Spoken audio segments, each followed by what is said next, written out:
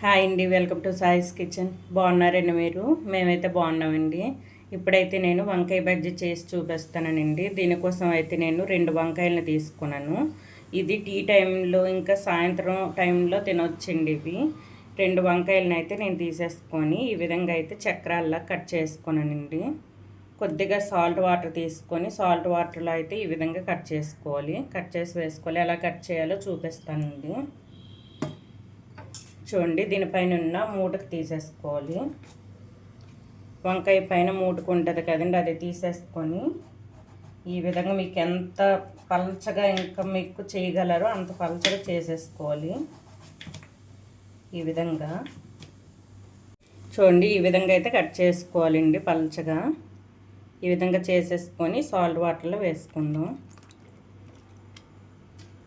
ఇప్పుడైతే పిండిని రెడీ చేసుకుందామండి, బజ్జీ పిండిని.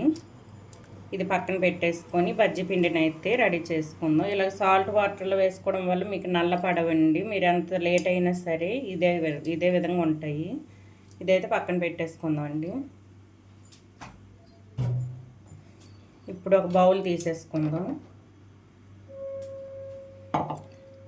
ఒక బౌల్ తీసేసుకొని ఇందులో అయితే ఒక కప్పు వరకు శనగపిండి వేసుకుంటానండి. ఒక 3/4 కప్పు వరకు వేసుకుంటాను.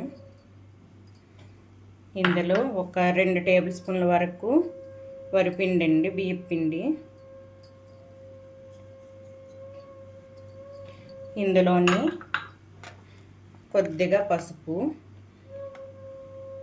చూడండి కొద్దిగా పసుపు,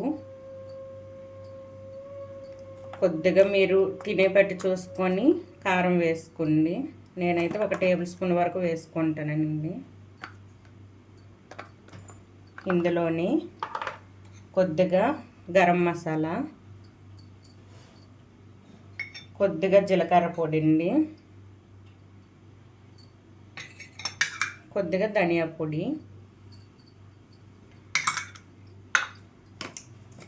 కొంచెం వంట సోడా అండి. మనకు పొంగుతూ రావాలంటే వంట సోడా వేసుకుంటే పొంగుకొని వస్తాయండి మనకి. చూడండి కొద్దిగా అండి, ఒక చిటికెడు వేసుకుంటే సరిపోద్ది. ఇందులోనే టేస్ట్కి సరిపడా సాల్ట్ వేసుకోండి. ఇప్పుడు ఇది మొత్తం కూడా వాటర్ వేసుకొని కలిపేసుకుందాం. చూడండి, ఈ విధంగా కలిపేసుకుందాం అండి, కొద్దిగా వాటర్ వేసుకొని.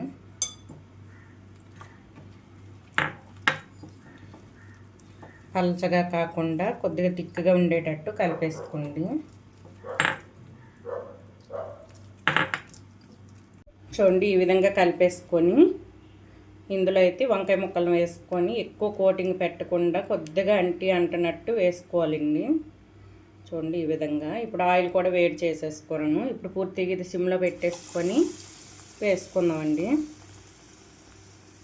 ఇది వేసేటప్పుడు పూర్తిగా సిమ్లోనే పెట్టేసుకోవాలి.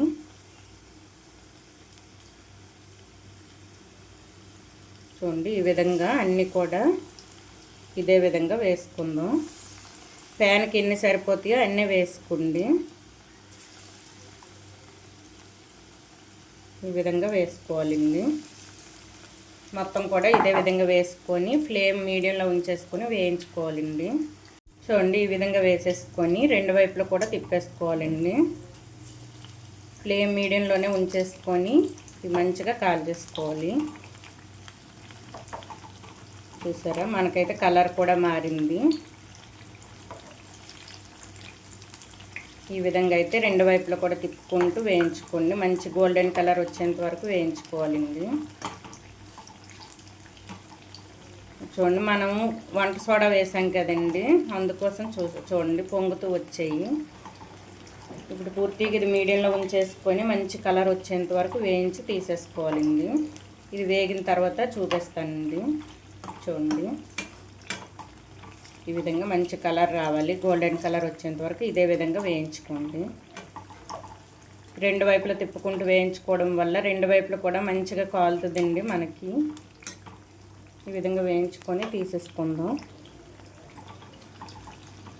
చూడండి, మనకైతే బజ్జీ రెడీ అయిపోయిందండి. ఈ వంకాయ బజ్జీ అయితే రెడీ అయిపోయింది. ఇప్పుడు ఇదైతే తీసేసుకుందాం. ఈ విధంగా చేసేసుకోవాలండి. చూసారా, చూడండి ఈ విధంగా వేగాలండి. అన్నీ కూడా తీసేసుకొని ఇంకొంచెం ఉందండి, అది కూడా ఇదే విధంగా వేయించి చూపిస్తాను. చూడండి ఈ విధంగా ఉంటాయండి వంకాయ బజ్జీ అయితే. ఇవి ఒక ప్లేట్లో వేసుకుందామండి. చూడండి ఇప్పుడు ఇంకొంచెం ఉన్నాయి, అవి కూడా చేసి చూపిస్తానండి. చూడండి ఎంతో టేస్టీ వంకాయ బజ్జీ అయితే మనకు రెడీ అయిపోయిందండి. ఈ విధంగా అయితే చేసుకోండి, పిల్లలు ఇష్టంగా తింటారండి ఈ విధంగా చేసుకుంటే. ఇదైతే ఈనెల్లాగా చిన్న చిన్నగా సన్నగా కట్ చేసి కూడా వేసుకోవచ్చండి. ఈ విధంగా కూడా కట్ చేసి వేసుకోవచ్చు. ఈ విధంగా అయితే చేసుకుని టేస్ట్ అయితే సూపర్గా ఉందండి. మనకి లోపల వంకాయ కూడా మంచిగా ఉడికింది. చూడండి మనకు వంకాయ కూడా ఉడికిందండి లోపల. ఈ విధంగా అయితే చేసుకోండి వంకాయ బజ్జీని. టేస్ట్ సూపర్గా ఉందండి. వంకాయలు ఎక్కువ మీ ఇంట్లో ఉండేటప్పుడు ఈ విధంగా చేసి పిల్లలకు పెట్టండి. సాయంత్రం పూట వర్షం పడేటప్పుడు కూడా ఈ విధంగా చేసి పెట్టుకుంటే ఇంకా చక్కగా తింటారండి ఇంట్లో. ఈ విధంగా అయితే చేసుకోండి. వంకాయ బజ్జీ కనుక మీకు నచ్చినట్లయితే లైక్ చేయండి, షేర్ చేయండి, నా ఛానల్ను సబ్స్క్రైబ్ చేసుకోండి. ఓకే, బాయ్ అండి.